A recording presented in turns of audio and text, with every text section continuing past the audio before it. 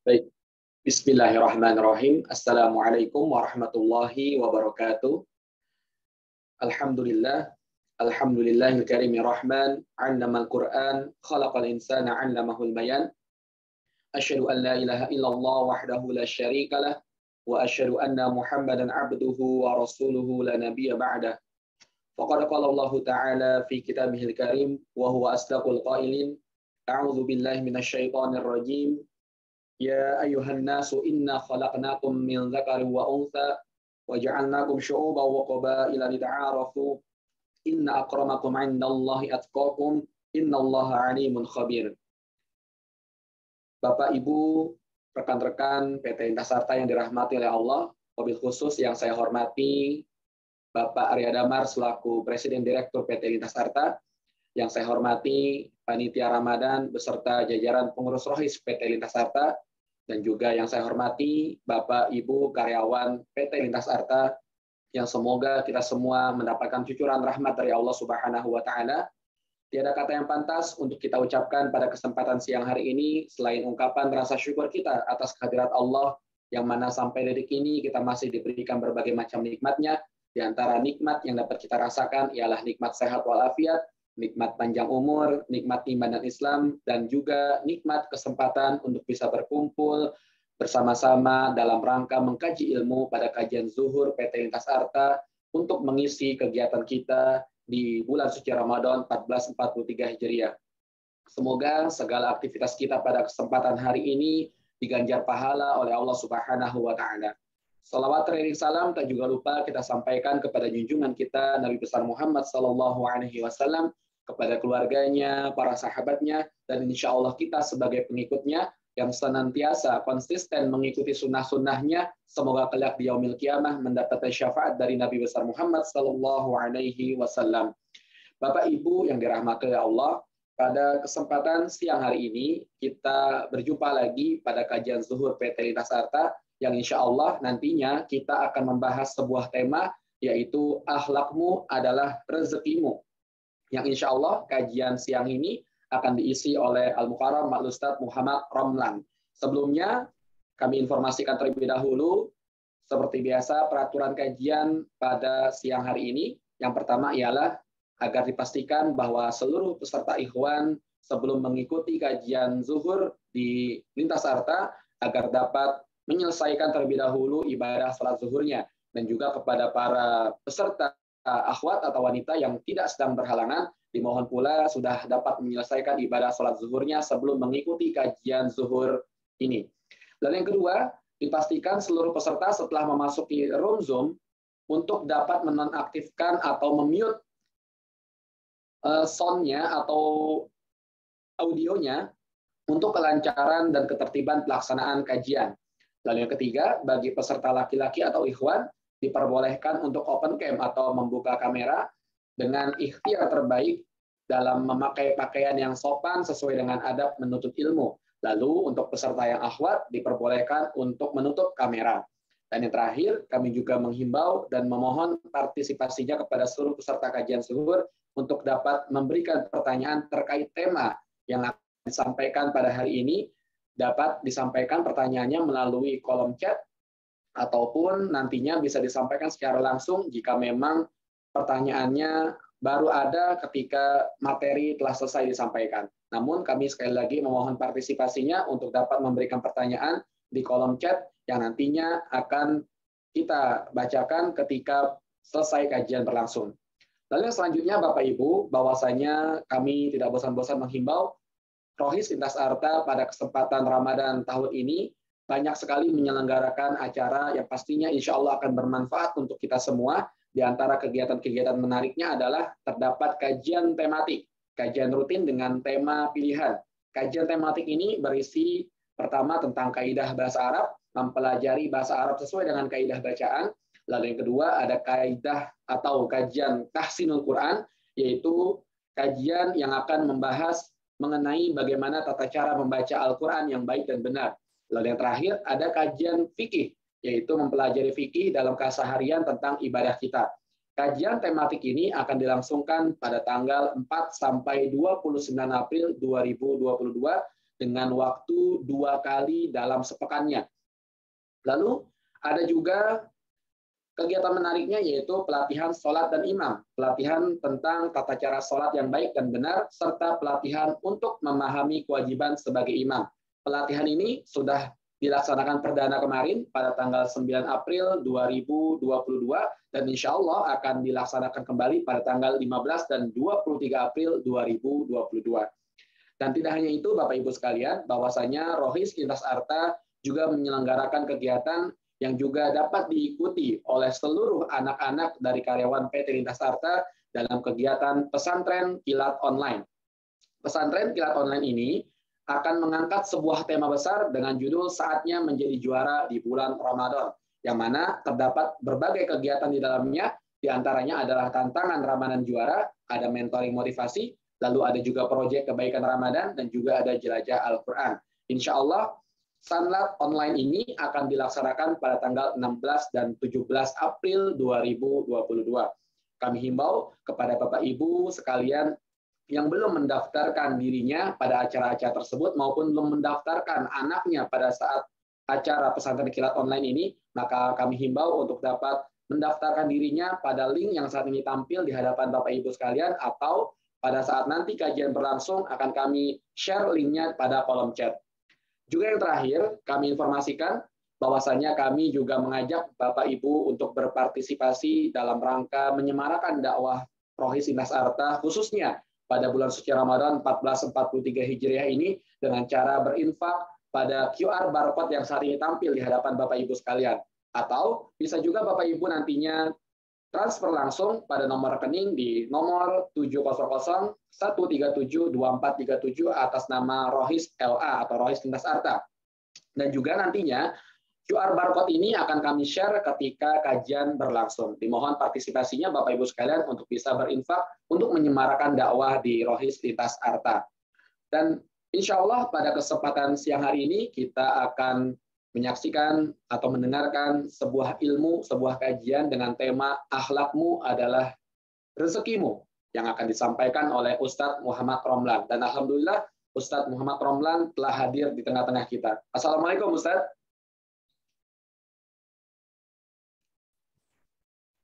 Baik, bagaimana kabarnya Ustaz hari ini? Alhamdulillah, kabar baik, akhuna. Baik Ustaz, mohon izin sebentar Ustaz, sebelum kita memulai kajian, saya ingin membacakan sedikit profil singkat dari Ustadz kita pada siang hari ini.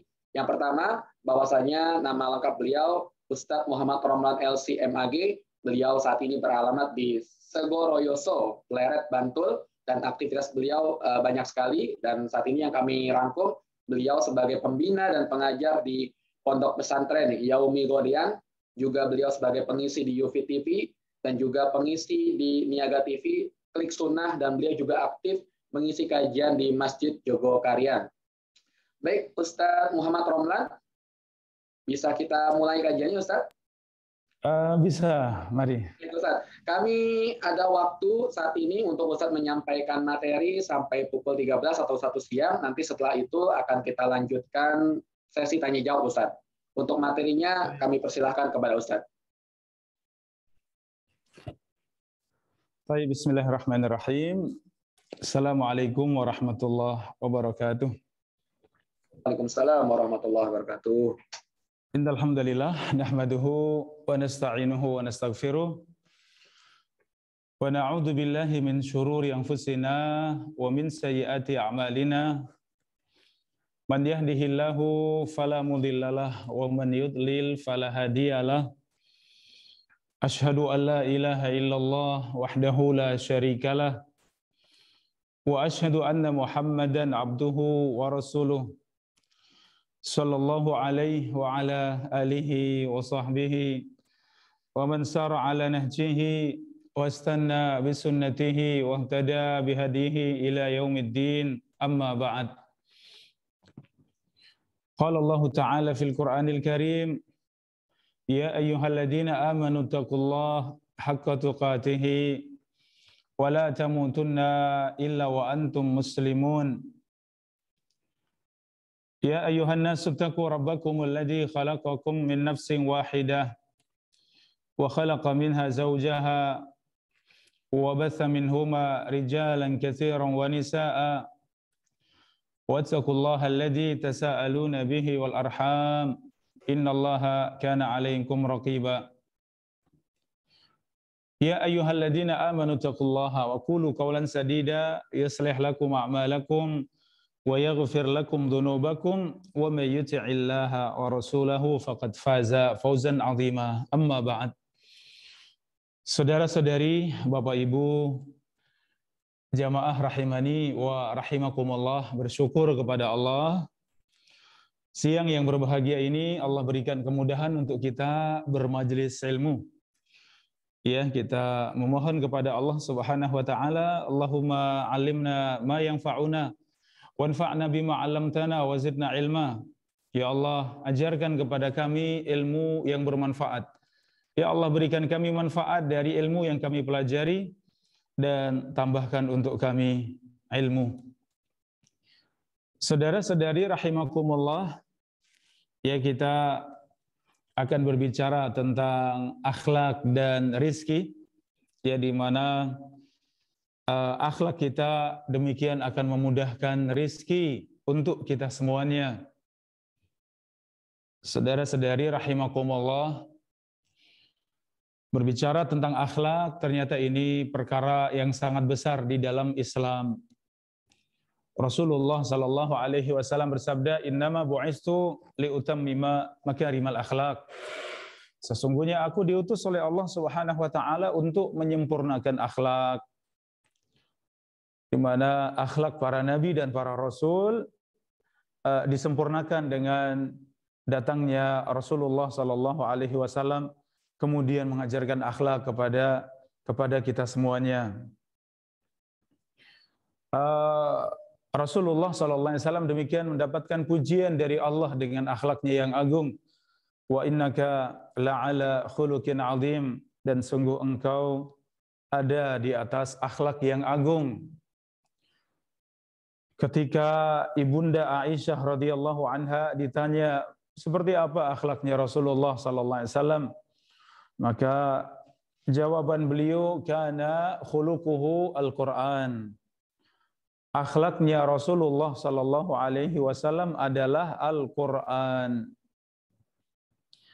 Maka Al-Qur'an kita baca dari awalnya sampai akhirnya, maka semua surat dan ayat tersebut itu ada pada pribadi Rasulullah sallallahu alaihi wasallam. Sehingga beliau adalah sosok yang sempurna. Sosok dalam bahasan kita terkait dengan akhlak, beliau seorang yang sempurna, yang menjadi qudwah dan uswah hasanah untuk kita semuanya. walakum fi Rasulillahi uswatun hasanah. Dan ada pada diri Rasulullah sallallahu alaihi wasallam adalah contoh yang baik, uswah hasanah, contoh yang baik.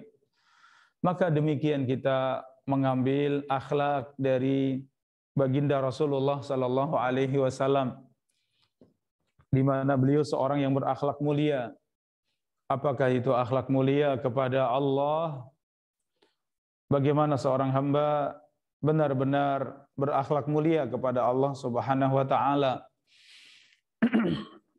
Allah Subhanahu wa taala menciptakan kita, wa ma khalaqtul jinna wal insa illa liya'budun. Tidaklah aku ciptakan jin dan manusia kecuali untuk beribadah kepada Allah Subhanahu wa taala. Maka seorang hamba berakhlak mulia kepada Allah, di mana hakikat dari akhlak mulia kepada Allah adalah bersungguh-sungguh untuk beribadah kepada Allah, untuk bertakwa kepada Allah, yaitu menjalankan perintah-perintah Allah, meninggalkan larangan-larangan Allah. Ini akhlak mulia kepada Allah. Ketika kita menunaikan salat, itu akhlak mulia kepada Allah. Ketika kita meninggalkan perkara-perkara yang haram, itu akhlak mulia kepada Allah Subhanahu wa taala. Demikian akhlak mulia kepada manusia. Yang kedua, akhlak mulia kepada manusia, yaitu diringkas dalam 3 perkara, yaitu badlu al-ma'ruf wa kaful adza wa inbisatu al-wajhi. Akhlak mulia kepada manusia diringkas dalam 3 poin. Yang pertama, badlu al-ma'ruf, yaitu seorang bersungguh-sungguh untuk memberikan kebaikan kepada orang lain. Kemudian yang kedua, kaful adza, seorang bersungguh-sungguh untuk menahan diri dari mengganggu orang lain. Kemudian yang ketiga, bastul wajhi, yaitu seorang memiliki wajah yang berseri, wajah yang nyaman tatkala berjumpa dengan saudara-saudarinya.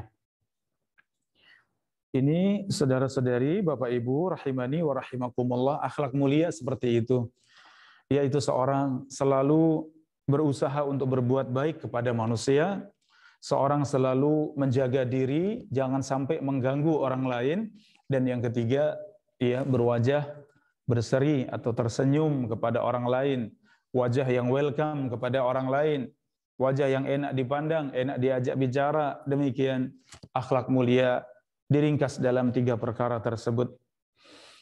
Di dalam hadis riwayat Abdullah ibnu Mas'ud radhiyallahu anhu, Rasulullah sallallahu alaihi wasallam bersabda, "Ala ukhbirukum biman tahrumu alaihin naru ghadan?"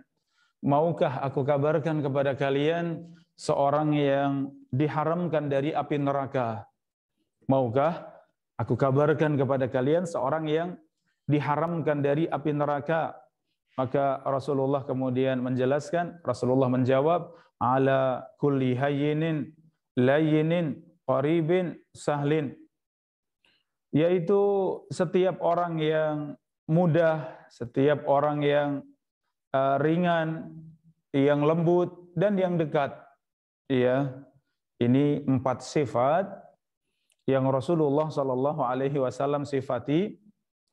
Sifat yang pertama adalah hayyin, yaitu as-sakinah wal waqar. Seorang dengan akhlak mulia, hayyin ala kulli hayyin, setiap hayyin siapa itu? Seorang yang sakinah dan waqar, seorang yang rendah hati, seorang yang memiliki sifat tenang, rendah hati.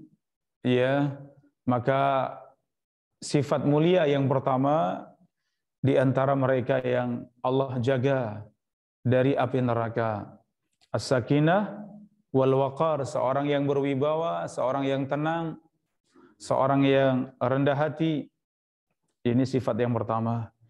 Yang kedua, layyin, yaitu seorang yang lembut. Iya. Istilah lembut ini saudara-saudari rahimakumullah ya, seorang kalau lembut dalam kehidupan tentu kita tidak semuanya mulus ya. Tentu ada gesekan-gesekan dengan yang lain, mungkin kesalahpahaman, ya terkadang ada permasalahan dengan yang lain, itu semuanya pasti terjadi dalam kehidupan kita. Dan itu kita hadapi dengan sifat lain, yaitu sifat lembut. Ketika itu lembut, walaupun bergesekan, tidak sampai mengganggu orang lain, tidak sampai menyakiti orang lain, tidak sampai mengganggu orang lain. Ini akhlak mulia dengan sifat lain, sifat lembut, ya. Sehingga ada masalah, ada perkara, mungkin bisa berselisih pendapat, bergesekan, itu semuanya tetap bisa diselesaikan dengan baik, dengan sifat lain, ya, dengan sifat lembut. Kemudian sifat yang ketiga, qarib, yaitu semua hamba yang qarib, hamba yang dekat, ya, dengan orang lain. Karakter seorang muslim, ia seorang yang dekat dengan saudaranya. Qarib, ya, ia dekat dengan saudaranya. Ia bukan seorang yang menyendiri, seorang yang menjauh dari manusia. Ia seorang yang merasa diri lebih dari yang lain sehingga tidak mau dekat dengan manusia. Ternyata contoh dari Nabi SAW, Rasulullah sangat dekat dengan semuanya. Rasulullah sangat dekat dengan orang tua, ya, dengan para pemuda, dengan kaum laki-laki, kaum wanita, dengan anak-anak, semuanya dekat, ya.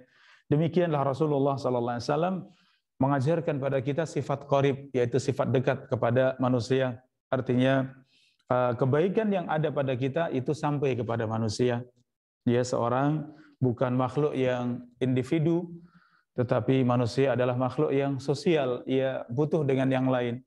Bisa jadi sedang bermasalah, maka ketika diselesaikan dengan baik, tidak menyisakan masalah. Suatu saat kadang seorang butuh yang dulunya mungkin ia tidak suka, ternyata ada saatnya ia butuh. Ya, maka ketika butuh tersebut, ia pun tetap berhati baik. Kenapa? Dulu pernah ada masalah dan masalah diselesaikan dengan baik. Ya, sehingga tidak menyisakan permusuhan, tidak menyisakan dendam, ya, sehingga muamalah pun luar biasa, muamalah yang baik. Ini sifat yang ketiga, sifat qarib. Jadilah manusia yang dekat kepada orang lain, ya, manusia yang bisa mudah untuk bergaul dengan orang lain. Kemudian sahal, sifat yang terakhir, yang keempat, sifat sahal, sifat mudah. Maksudnya mudah adalah mudah untuk menolong orang lain, mudah untuk membantu orang lain, mudah untuk menyelesaikan, ya, kebutuhan orang lain. Demikian seorang muslim di antara akhlaknya adalah akhlak mudah, sahal. Ia memiliki akhlak yang mudah, ya, sehingga ia mudah dalam kebaikan, ia mudah untuk memaafkan, ia mudah untuk menjauh dari keburukan manusia. Demikian sifat mudah. Kalau empat sifat ini ada, sifat hayyin, layyin, qarib, sahal, ada pada kita semuanya, maka kata Nabi SAW, maukah aku kabarkan seorang yang diharamkan dari api neraka. Saudara-saudari rahimakumullah, ini tadi akhlak berputar pada 3 atau 2 perkara tadi, yaitu badrul ma'ruf, bersungguh-sungguh untuk memberikan kebaikan kepada orang lain. Ya, kemudian yang kedua, kaful adza, menahan diri jangan sampai mengganggu orang lain. Ditambah satu lagi, akhlak yang umum, yaitu ketika berjumpa dengan orang lain, maka dengan wajah yang berseri, dengan wajah yang baik, ia mudah menyapa, mudah menegur. Ini. Dan akhlak ini semuanya, ya, kita bisa miliki, ya, kita bisa memiliki akhlak mulia tersebut, bisa bersungguh-sungguh untuk selalu memberikan kebaikan pada orang lain, bisa menahan diri, jangan sampai ya mengganggu orang lain, bisa memiliki wajah yang berseri, itu dengan 3 perkara. Ya, ini sebab bagaimana kita bisa meraih akhlak mulia, maka dengan 3 perkara. Yang pertama al-ilmu, yang kedua al-jud, dan yang ketiga as-sabr. Ya. Yang pertama adalah al-ilmu, yaitu seorang hendaknya berilmu. Ya. Karena akhlak ini berbicara tentang keseharian Rasulullah di dalam rumah, di luar rumah, bersama dengan istri, bersama dengan suami, bersama dengan anak, ya, bersama dengan tetangga, bersama dengan sahabat, keluarga, teman-teman yang ada di masjid. Ya, semua kita bermuamalah pada manusia, sahabat-sahabat kita yang ada di kantor, ya, rekan kerja kita di kantor, berjumpa dengan siapapun, ya, maka tentu butuh ilmu, apa yang ada di dalam Al-Quran, apa yang ada di dalam hadis, yang itu semua menjelaskan akhlak mulia. Ya, maka seorang bisa memiliki akhlak mulia itu dengan yang pertama dengan ilmu. Kemudian yang kedua al-jud. Al-jud artinya berbuat baik kepada manusia. Ya, sehingga tidak ada lagi kesulitan untuk menolong, ya, untuk membantu, untuk berucap yang baik, bersikap yang baik, ya.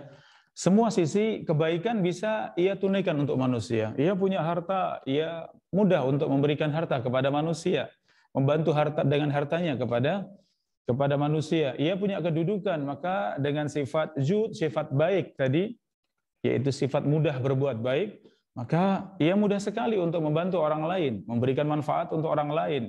Mungkin hanya mampu dengan pikirannya, maka dengan pikirannya ia membantu orang lain. Ya, maka sebab yang kedua kita bisa meraih akhlak mulia dengan al-jud, yaitu dengan mudah berbuat baik.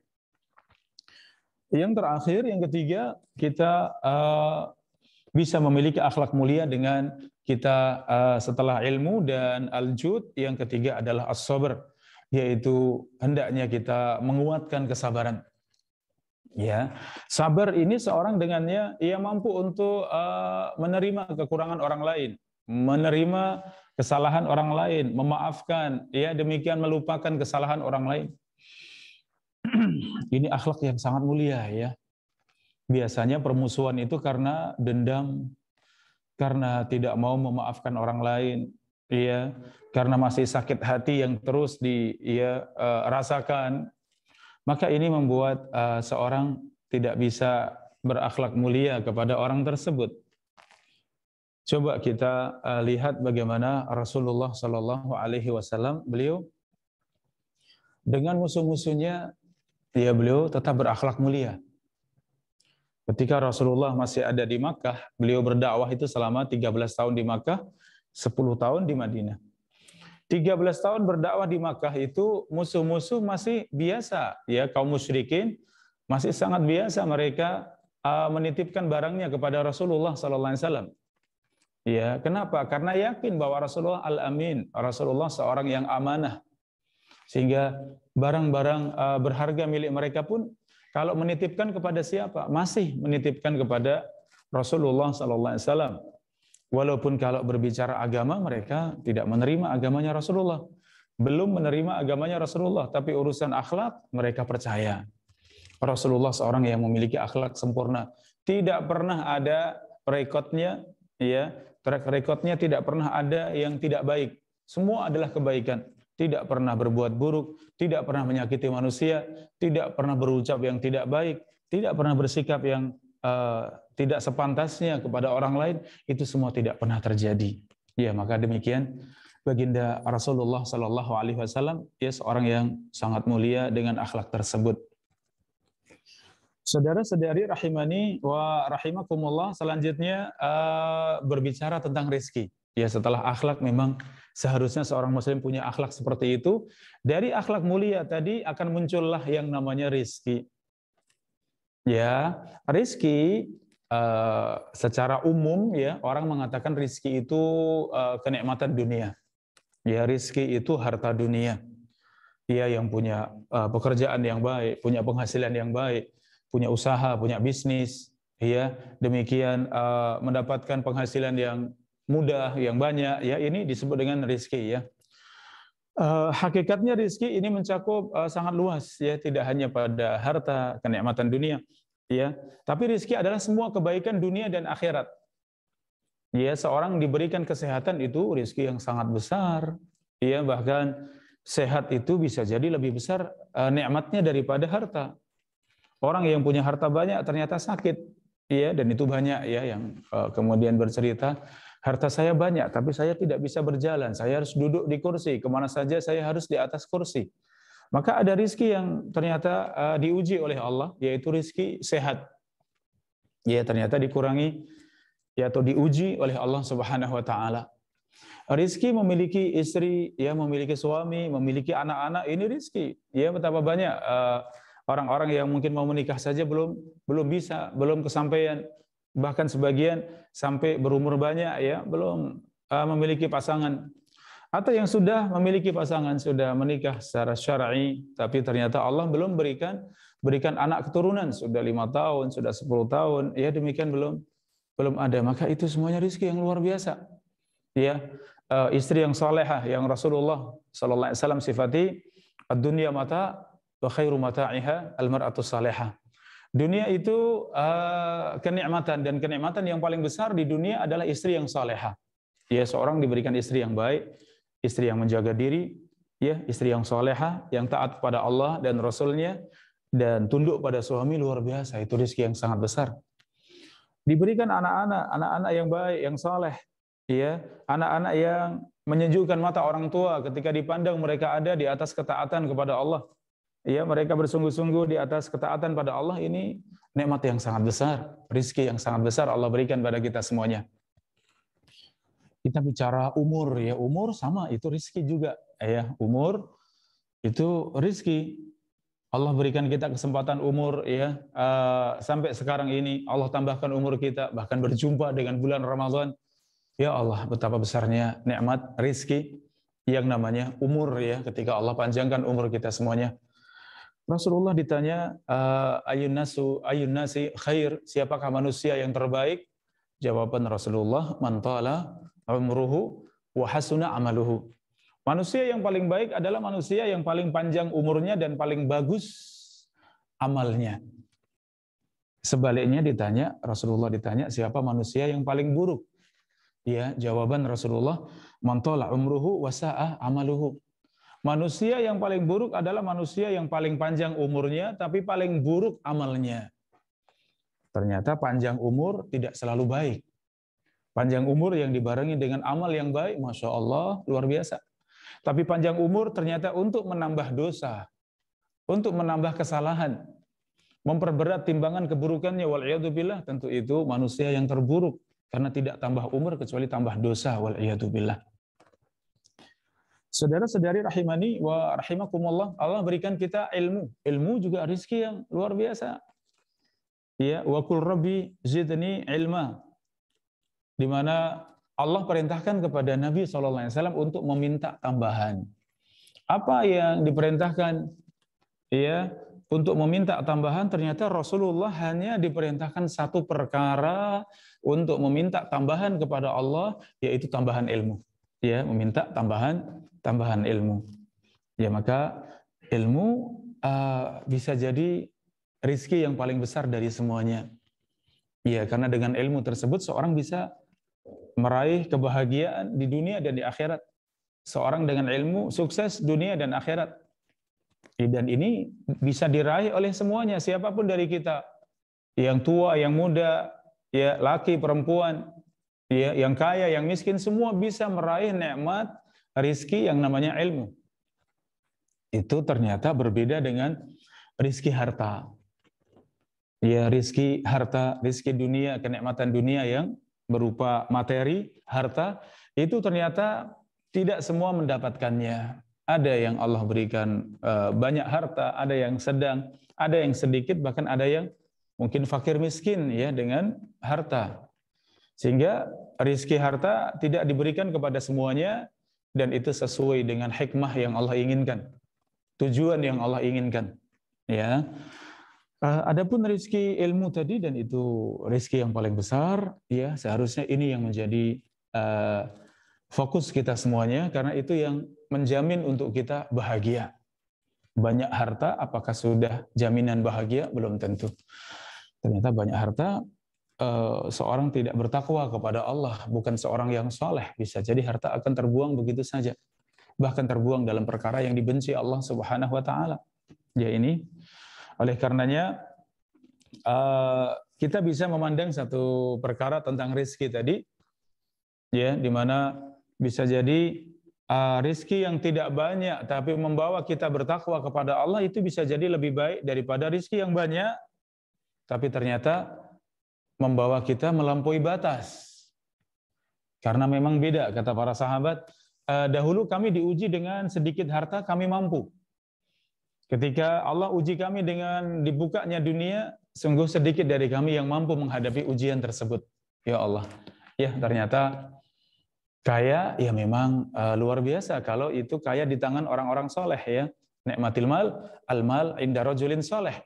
Sebaik-baik harta itu harta yang ada di tangan orang soleh. Ya, harta di tangan orang soleh luar biasa, dinikmati, disyukuri. Ya, demikian dibelanjakan di jalan Allah. Ia tahu haknya harta, ia belanjakan semua dalam perkara yang diridhoi Allah Subhanahu wa taala. Ini saudara-saudari rahimani wa rahimakumullah beberapa hadis ya yang menyebutkan tentang akhlak kita ini membuahkan rizki yang luar biasa, baik itu secara khusus harta maupun secara umum semua ya kenikmatan dunia dan akhirat tadi. Seperti hadis man ahabba an yunsa'alahu fi rizqihi wa yumaddu lahu fi umrihi falyasil rahimah.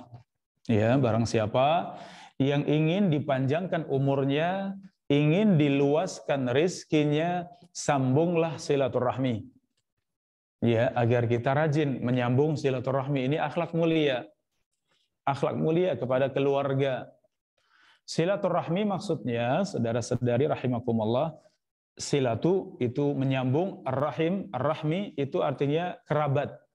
Dan maksud dari rahim di sini adalah yang memiliki hubungan kerabat dengan kita, yang memiliki hubungan nasab dengan kita, yang memiliki hubungan waris dengan kita. Itu yang masuk dalam rahim ya, itu yang wajib untuk disambung. Adapun selain dari kerabat, ketika kita sambung dengan mereka, itu namanya menyambung ukhuwah. Ketika kita ziarah, maka disebut dengan ziarah, bukan disebut silaturahmi. Kepada teman, kepada sahabat, itu namanya menyambung ukhuwah. Iya, menyambung persahabatan, menyambung persaudaraan. Tapi silaturahmi itu khusus menyambung dengan yang punya hubungan kerabat dengan kita, punya hubungan nasab dengan kita, dan itu yang Allah wajibkan untuk disambung.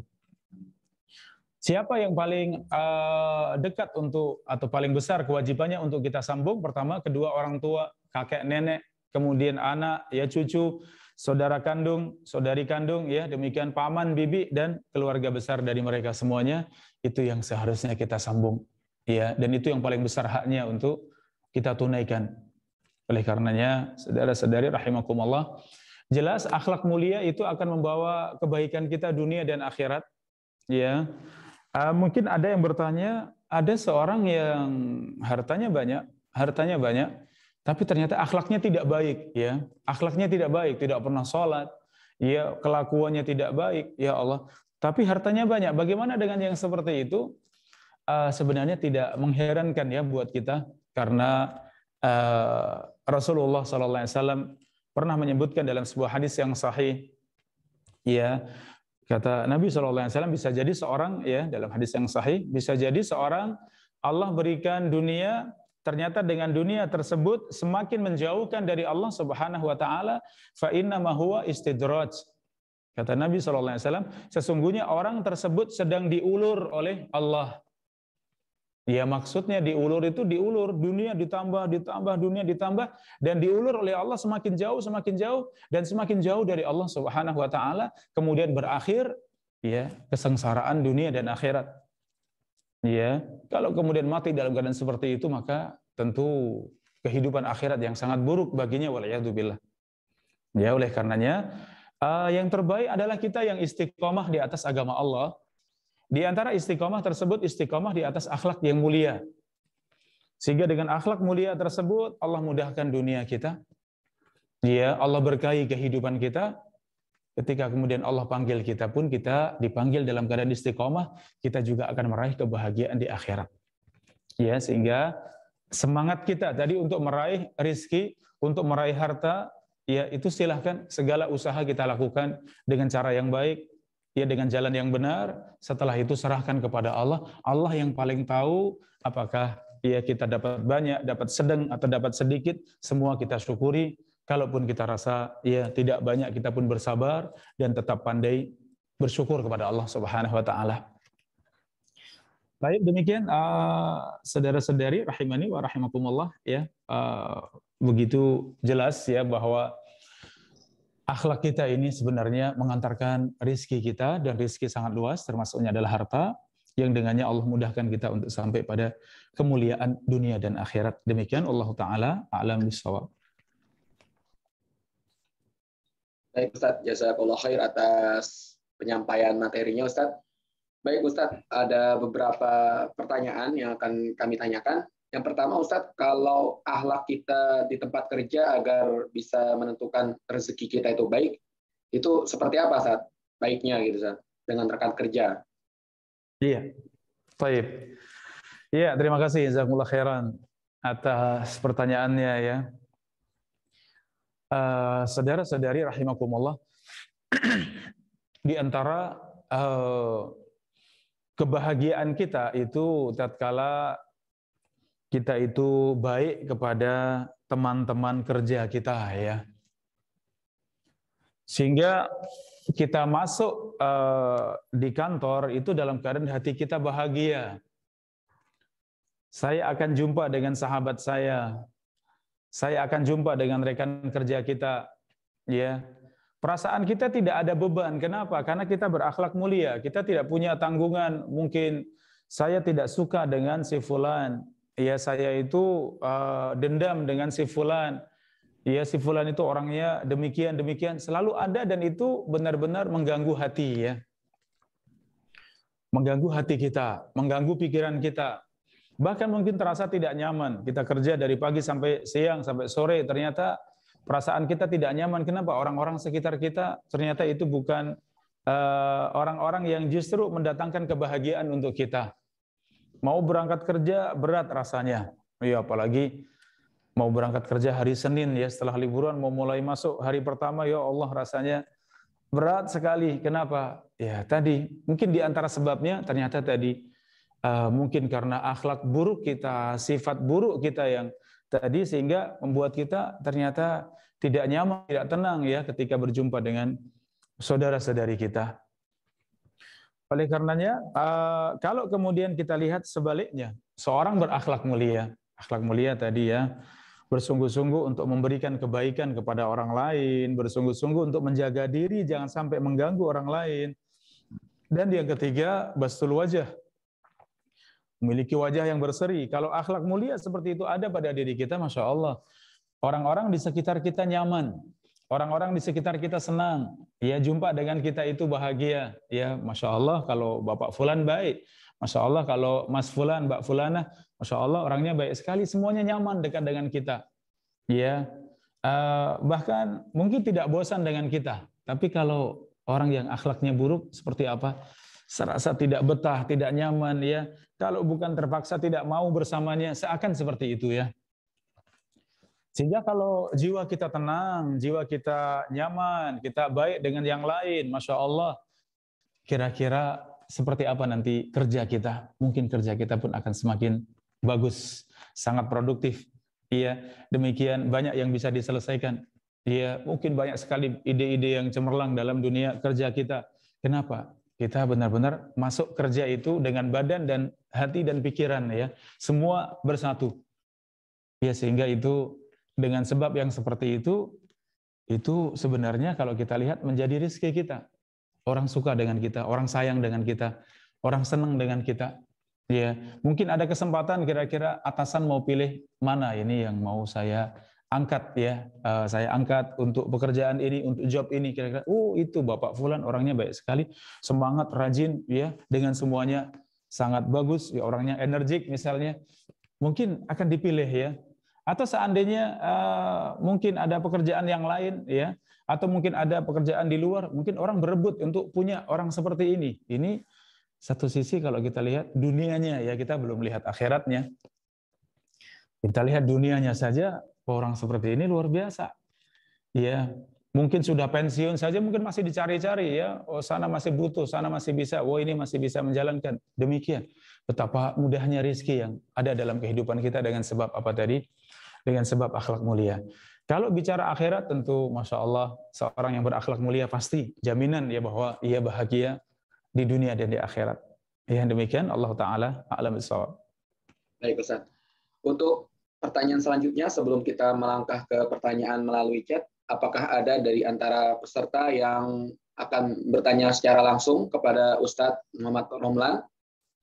Kalau ada kami persilahkan.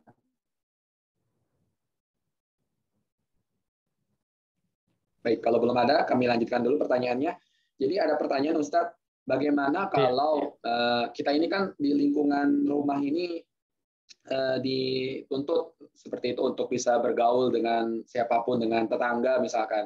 Namun bagaimana kalau kita nih sebagai orang yang introvert gitu, susah untuk bergaul sama orang gitu. Sementara kita juga harus bersosialisasi. Tapi ya karena kita ini punya di dalam diri introvert itu susah sekali, Sat. Nah, untuk bisa memacu itu bagaimana, Sat? Iya. Ya begitu, Sat. Iya. Taib. Terima kasih, jazakumullah khairan atas pertanyaannya. Saudara-saudari rahimakumullah, akhlak itu ada dua macam ya. Yang pertama al-wirathi, akhlak bawaan. Yang kedua kasbi, akhlak karena diusahakan. Ya. Akhlak bawaan itu alhamdulillah kita lahir sudah memiliki akhlak tersebut. Ya, ada seorang yang penyabar, ada seorang yang pemberani, ada seorang yang mudah bergaul, ada seorang yang pandai berbicara, ada seorang yang santun. Ya, ini bisa jadi macam-macam. Akhlak bawaan satu dengan yang lain tidak sama ya. Kalau itu sudah menjadi akhlak bawaan maka luar biasa. Ya, tidak usah dilatih, tidak usah dibiasakan, itu sudah ada dalam diri kita. Seperti kata Nabi untuk sahabat Asyad bin Abdul Qais, inna fika la khaslatan yuhibbuhumullah. Engkau wahai Asyad, engkau punya dua sifat, dua akhlak yang dicintai Allah, al-hilmu wal anah. Apa itu dua sifat bawaan tadi? Al-hilmu yaitu sifat lembut, wal anah yaitu sifat sabar, sifat hati-hati, sifat pelan-pelan, tidak terburu-buru ya. Subhanallah, Rasulullah menyebutkan Anda punya dua sifat bawaan yang mulia yang dicintai Allah Subhanahu wa taala. Adapun akhlak yang kedua, akhlak yang kasbi ya, akhlak yang diusahakan. Ini yang kita harus belajar. Ya, kita mendengarkan ilmu, kita mendatangi ilmu, kita duduk di majelis ilmu. Ya, kita mendengarkan ilmu dari guru, wejangan-wejangan dari guru. Ini dengan cara belajar. Innamal ilmu bita'allum. Sesungguhnya ilmu itu dengan belajar. Wal hilmu bitahallum. Sesungguhnya sifat lembut itu dengan cara mengusahakan diri untuk bisa lembut. Ya. Jadi ada akhlak yang memang dengan cara kita belajar, kemudian kita amalkan, kita praktekkan, membiasakan, ya, sehingga itu bisa menjadi bagian dari akhlak kita dengan cara diusahakan tadi. Sehingga kalau saudara atau saudari penanya tadi mungkin merasa punya sisi yang kurang dari sisi bergaul, ya, berinteraksi dengan orang lain, mungkin serasa lebih memilih untuk diam, lebih memilih untuk menutup diri, atau lebih memilih untuk tidak banyak bergaul dengan manusia, maka ini akhlak yang harus diusahakan. Ya, kenapa? Karena Rasulullah SAW itu seorang yang sangat dekat dengan semuanya. Para sahabat, mereka juga seorang yang semangat, orang-orang yang semangat untuk menyampaikan agama Allah itu kepada semuanya. Artinya kalau kita bisa bergaul kepada manusia, kita bisa memberikan kebaikan yang kita miliki, ilmu yang kita miliki pada manusia. Kita bisa mengajak kepada kebaikan. Kita bisa saling mengingatkan, saling introspeksi diri di antara kita dengan sebab apa? Kita berjumpa dengan orang lain, ya. Maka bisa dicoba, ya, bisa dibiasakan, ya, mungkin coba dari tetangga yang ada, dilihat dari semua tetangga ini mana kira-kira yang paling mudah untuk diajak ngobrol, yang paling mudah untuk ya didatangi, ya nyaman untuk didatangi. Coba dari situ dulu, ya, coba datang, ya. Mungkin bisa jadi sambil dengan kesibukan pribadi, misal pagi hari misalnya sambil nyapu halaman misalnya, atau pagi hari sambil siram-siram, ya, kemudian menyapa tetangga tersebut, atau sambil olahraga misalnya dengan lari pagi, ya, kemudian lari ya lewat mungkin di depan rumah orang yang kita tuju tadi, pas ada di depan rumah kita berhenti sebentar menyapa, assalamualaikum, ya, apa kabar, ya, alhamdulillah, mudah-mudahan Bapak atau saudaraku dan keluarga sehat semuanya, dan seterusnya. Udah mulai sedikit bertanya, ya, insya Allah itu akan mengalir sendiri. Ya, pembicaraan akan mengalir sendiri. Paling tidak tanya seperti itu saja, mengucapkan salam, tanya kabar, ya, kemudian sedikit ngobrol, selesai, kemudian Bapak atau Mas, ya, saya lanjutkan lagi ya olahraganya misalnya. Bisa kita kemudian kita lanjutkan lagi. Artinya namanya berjumpa tidak mesti harus lama, tidak mesti harus 1 jam atau lebih, tidak. Kadang cuma sapa sebentar saja, itu orang sudah merasa nyaman hatinya. Perasaan sebelumnya mungkin suudzon, berprasangka buruk, ketika sudah ketemu, sudah jumpa langsung, sudah melihat langsung, sudah hilang itu prasangka buruk tadi. Oh ternyata Mbak Fulana, Mas Fulan ternyata baik, Masya Allah. Orangnya mau menyapa, mau menegur, Masya Allah, Alhamdulillah. Seperti itu menjadi terbiasa. Sehingga kita bisa berjumpa dengan banyak orang, kita bisa berinteraksi dengan mereka, dan itu pelan-pelan. Di antara contoh yang mudah, kalau seorang punya sifat seperti itu, kemudian membiasakan dengan sholat berjamaah misalnya. Sholat berjamaah di masjid. Kita masuk masjid, ada di masjid, keluar dari masjid, itu pasti berjumpa dengan saudara-saudari kita. Nah, ketika berjumpa tadi, usahakan untuk menyapa, ucapkan salam. Senyum, ucapkan salam, apa kabar Bapak, apa kabar Mas, itu sudah mulai membiasakan untuk menyapa, membiasakan untuk menegur, berjumpa. Ketika sudah semakin dekat, Anda sudah mulai bisa nyaman untuk kunjung ke rumahnya misalnya. Boleh saya datang ke rumah mungkin setelah asar atau mungkin di waktu pagi atau di waktu libur misalnya. Atau mungkin mengundang saya Ahad pagi saya memasak misalnya, mohon bisa datang ke rumah ke rumah saya, kita makan bareng di rumah misalnya, kita sarapan di rumah, sarapan bareng ala kadarnya misalnya. Subhanallah, ini sudah menyambung Subhanallah, dengan sebab tadi salat berjamaah kita bisa punya saudara-saudari yang banyak, kita bisa muamalah dengan mereka, dan banyak sebab insyaallah dengan seperti tadi kita misalnya jalan pagi, jalan sore atau olahraga kita keliling kampung saja itu sudah menyambung banyak dengan saudara-saudari kita. Allah, itu bisa diusahakan. Baik, demikian Allah Ta'ala a'lam bishawab. Baik Ustadz, satu lagi pertanyaan Ustadz, ini kan kalau akhlak yang baik itu kita dituntutnya untuk semua Ustadz bukan hanya ke sesama muslim saja. Nah, ini bagaimana Ustadz kalau misalkan kita ini punya tetangga non muslim, lalu dia itu masak suatu makanan dan kita dibagi Ustadz. Nah, tapi kan kita ragu Ustadz, makanannya alat masaknya seperti apa. Nah, untuk menunjukkan akhlak kita yang baik ini, apakah kita bicara dengan baik lalu kita tolak, atau kita terima setelah itu dibuang, atau bagaimana Ustadz baiknya Ustadz?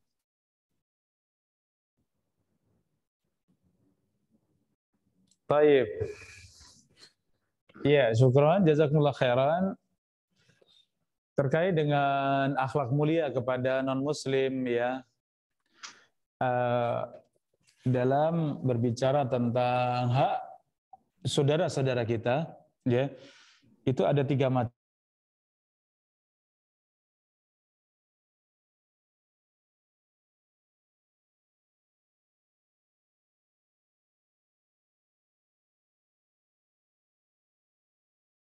Maka orang yang seperti ini punya 3 hak. Hak sebagai seorang muslim, hak yang kedua hak sebagai saudara atau kerabat, keluarga Kemudian hak yang ketiga hak tetangga. Ada yang kedua yaitu tetangga muslim dan bukan kerabat maka dia punya 2 hak. Hak sebagai tetangga dan hak sebagai seorang muslim. Yang ketiga, tetangga itu non muslim. Maka ia punya 1 hak. Hak apa itu? Hak tetangga. Ini. Sehingga kalau kita ada tetangga non-muslim kita berakhlak mulia kepadanya, itu haknya tetangga. Kita membantu, kita menolong, kita senyum, kita menyapa, kita memperhatikan keadaannya, kalau sulit kita bantu, selama itu semuanya adalah urusan dunia. Kalau sudah urusan akhirat, urusan agama, maka kita kembali kepada lakum dinukum waliyadin, untukmu agamamu dan untukku agamaku. Sudah, itu nafsi-nafsi. Itu sudah urusan pribadi masing-masing. Itu ritual masing-masing, Anda dengan agama Anda, kami dengan agama kami. Tidak ada kemudian tukar-menukar agama tukar-menukar ibadah, tidak ada.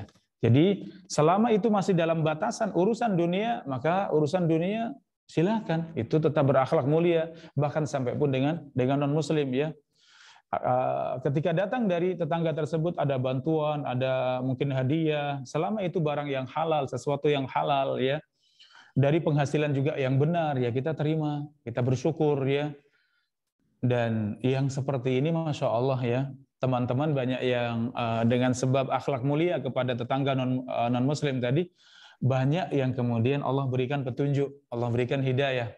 Sekeluarga itu kemudian ya mendapatkan hidayah, Masya Allah. Kenapa?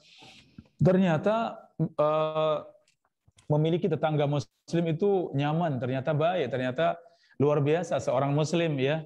Bukan seperti yang didengar bahwa muslim itu keras, muslim itu demikian, ternyata tidak ya.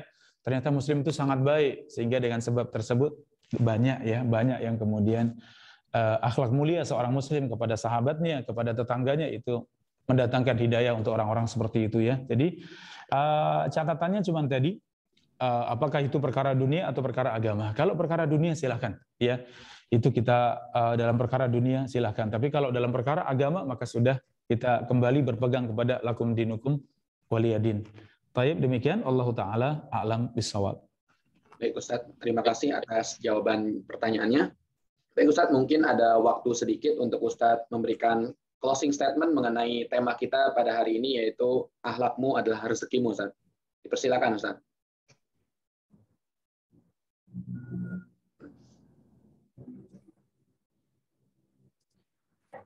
Mohon maaf, terputus. Terputus Ustadz ya. Baik Ustadz, mungkin Ustadz bisa menyampaikan. Sudah jelas Ustadz sekarang? Sudah jelas Ustadz? Kayaknya jaringan Ustadznya yang agak turun. Di saya suara antum jelas. Iya Ustadznya ya kayaknya. Baik Ustadz. Ini ada satu pertanyaan lagi Ustadz. Satu pertanyaan lagi. Mohon maaf Ustadz. Sudah terdengar jelas Ustadz ya?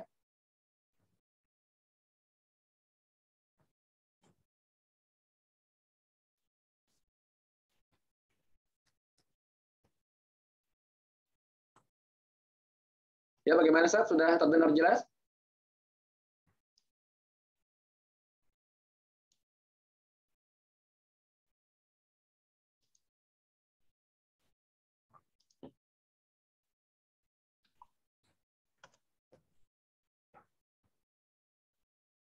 Ya, bagaimana Ustaz?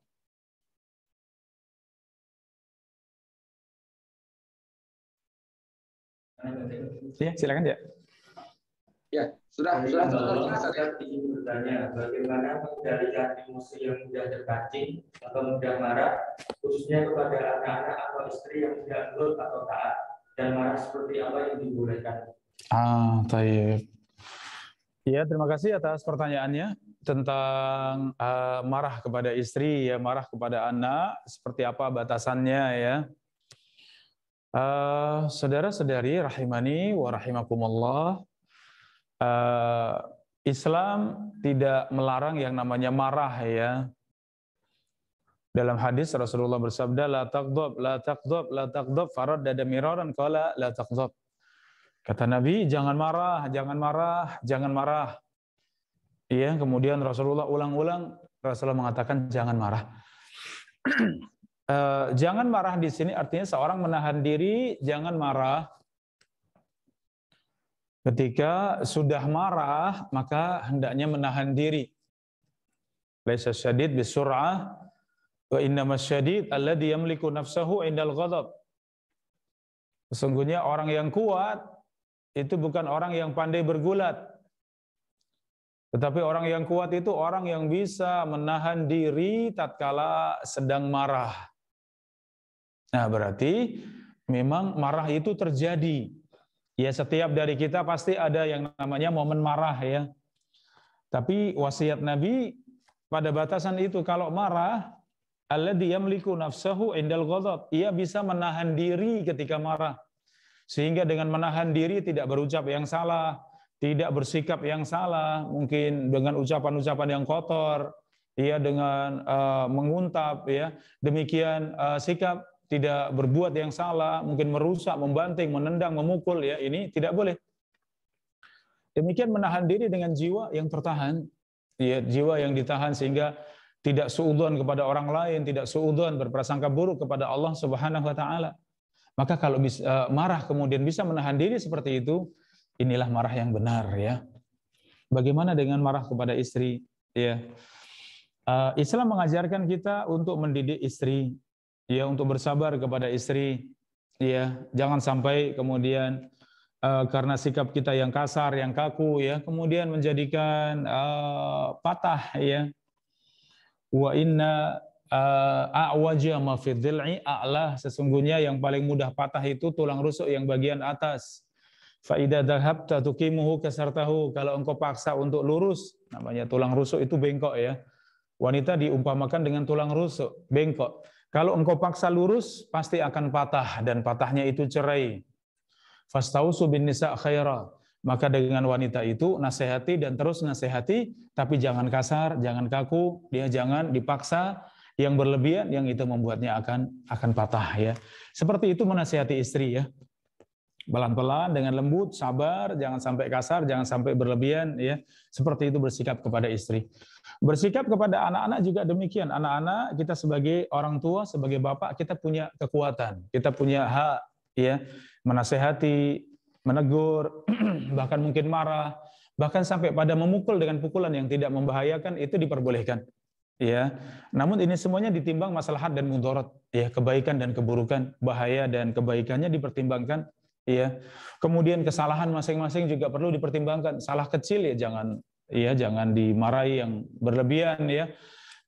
Kesalahan yang ternyata kesalahannya besar, melanggar agama Allah, melanggar syariat Allah, berbuat yang haram misalnya, maka kita harus marah, tapi marah yang tertahan, marah yang benar-benar bisa menahan diri, sehingga anak tahu bahwa orang tua sangat marah, tapi tidak sampai kemudian merusak anak, ya, tidak sampai menyakiti anak yang membahayakan, ya, demikian. Sehingga orang tua untuk belajar sabar, ya, karena ternyata sabar ini indah. Kalau kita melampiaskan amarah kita sehingga banyak yang rusak, pasti akhirnya adalah penyesalan. Kita pasti akan menyesal. Iya. Seorang suami yang marah kepada istri, bahkan sampai kemudian dicerai, apa akhirnya? Pasti akan menyesal. Maka bersabar itu Allah sifati fasabrun jamil. Sabar itu sangat indah. Ketika menahan itu pahit, ketika menahan itu berat, ketika menahan itu akan mengorbankan. Tetapi ketika sudah selesai, sudah tenang, sudah pulih kembali, Masya Allah, jamil, itu sangat indah. Ya, maka butuh tadi akhlak.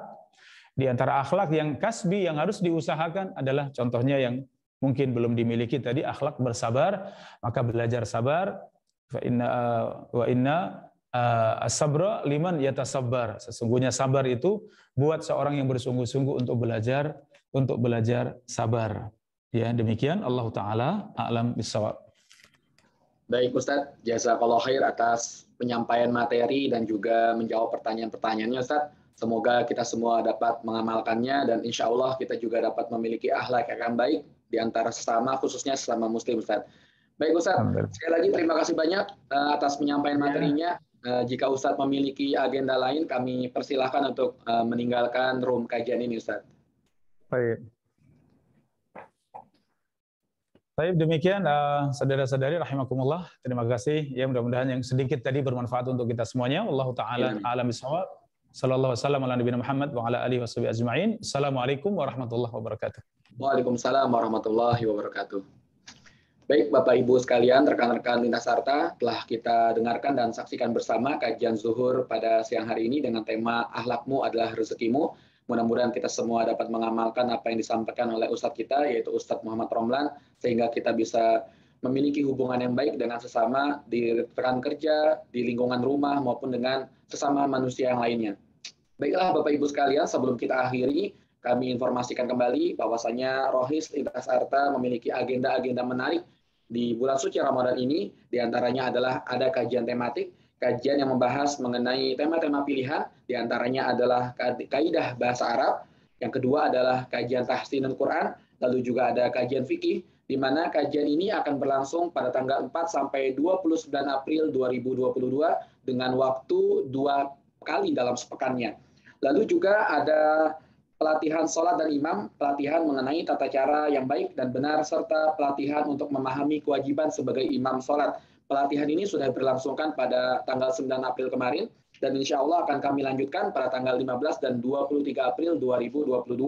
Dan juga ada kegiatan yang dapat diikuti oleh anak-anak dari karyawan PT Lintas Sarta, yaitu acara pesantren kilat online dengan tema besarnya yaitu saatnya menjadi juara di bulan suci Ramadan dengan berbagai aktivitas, diantaranya adalah tantangan Ramadan juara, lalu juga ada mentoring motivasi, juga ada proyek kebaikan Ramadan, dan juga jelajah Al-Quran. Insya Allah pelatihan ini atau pesantren kilat online ini akan diadakan pada tanggal 16 dan 17 April 2022. Bagi bapak-bapak, ibu-ibu, rekan-rekan Lintas Sarta yang belum mendaftarkan dirinya pada kegiatan acara tematik maupun pada kajian pelatihan imam dan sholat, juga anak-anaknya yang belum didaftarkan pada acara pesantren kilat online ini, kami mohon untuk bisa mendaftar pada link yang saat ini tampil di hadapan Bapak Ibu, atau juga pada link yang tadi sudah kami sebar di kolom chat pada saat kajian berlangsung.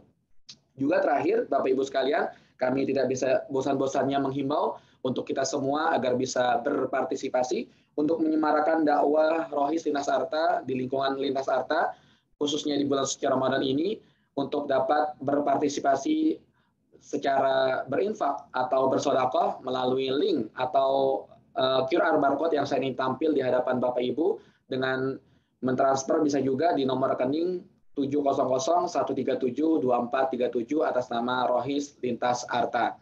Baik Bapak Ibu sekalian, demikian acara kajian zuhur pada siang hari ini. Insya Allah kita akan bertemu kembali pada kajian zuhur esok hari pada jam 12.30 sampai 13.30 dengan tema karyawan terbaik versi Allah yang insya Allah akan disampaikan oleh Ustadz Abi Maki. Demikian Bapak Ibu yang dapat kami sampaikan. Saya selaku pembawa acara mohon undur diri. Mohon maaf banyak kesalahan di sana sini. Billahi taufiq wal hidayah. Wassalamualaikum warahmatullahi wabarakatuh. Waalaikumsalam warahmatullahi wabarakatuh. Syukran Mas Fauzi.